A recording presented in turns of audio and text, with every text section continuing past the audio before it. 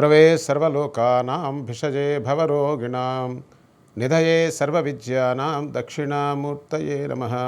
శ్రీ సచ్చిదానంద సమర్థ సద్గురు సాయినాథ్ మహారాజ్ కీ జై. వేరే మార్గం ఉన్నదా? లేదు. రెండే ఉన్నాయి. ఒకటి కాలంలో ఉండడం, రెండు కాలాన్ని దాటి ఉండడం. మనందరికీ కాలంలో ఉండడం తెలుసు, కాలాన్ని దాటి ఉండటం అనేది మనకు తెలియదు. కాబట్టే మనం దుఃఖపడుతున్నాం. ఆ మనస్సుని దాటినటువంటి శక్తి మనం కనుక గురువు యొక్క అనుగ్రహం చేత సంపాదించుకోగలిగితే, గురువు యొక్క అనుగ్రహం అంటే ఆయన చెప్పింది అర్థం అవటం వల్ల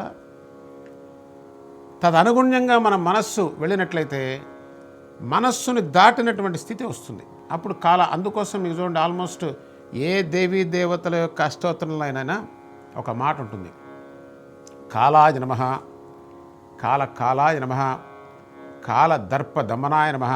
కాలమునకు ఒక దర్పం ఉంటుంది, ఒక అహం ఉంటుంది. ఎందుకో తెలుసా?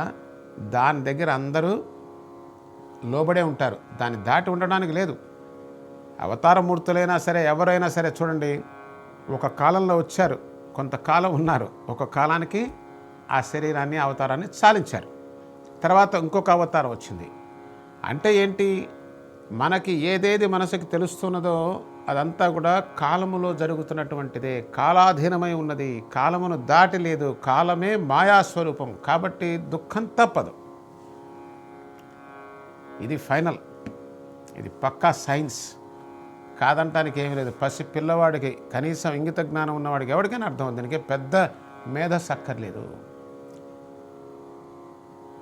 అయితే ఇంత తేలికైన విషయం అర్థం కావడం చాలా చాలా చాలా కష్టం. ఇది అర్థమైతే అయిపోయింది, క్లోజ్. ఇది అర్థమైన తర్వాత చేయాల్సిన సాధన ఏంటి? ఏం సాధించాలని సాధన చేస్తున్నావు? ఎక్కడ సాధిస్తావు? దానికి ఏం శాశ్వతత్వం ఉంది నువ్వు సాధించేదానికి? అసలు ఆ దృష్టి మారిపోతుంది చూడండి. అప్పుడు ఏం సాధించలేదని బాధపడతావు. ఆలోచించు. వాస్తవం చాలా సటిల్గా ఉందండి. మనకున్న బుద్ధి చాలు, కాకపోతే మనం వాడం.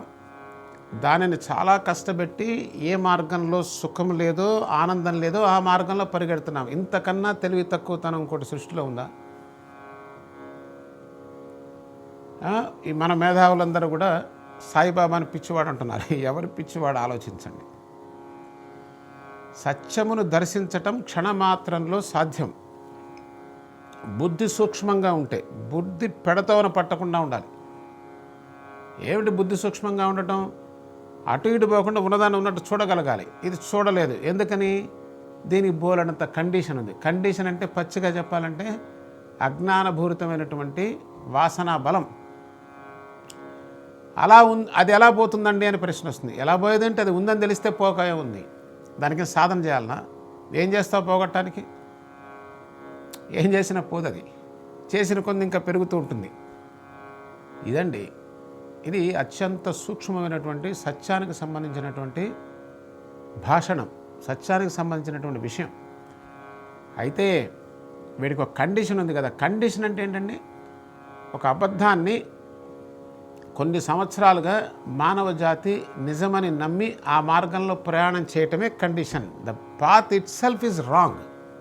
జీవన సత్యం సాయితత్వం మరో కార్యక్రమంలో కలుసుకుందాం. సెలవు. స్వతంత్ర భక్తి యూట్యూబ్ ఛానల్ ని సపోర్ట్ చేయండి. మీకు ఈ వీడియో నచ్చితే లైక్ చేయండి, మీ స్నేహితులకు శ్రేయోభిలాషులకు షేర్ చేయండి, మీ అభిప్రాయాలను కామెంట్ చేయండి. సబ్స్క్రైబ్ చేయడం మాత్రం మర్చిపోకండి. స్వతంత్ర భక్తి YouTube channel. Please like, share and subscribe.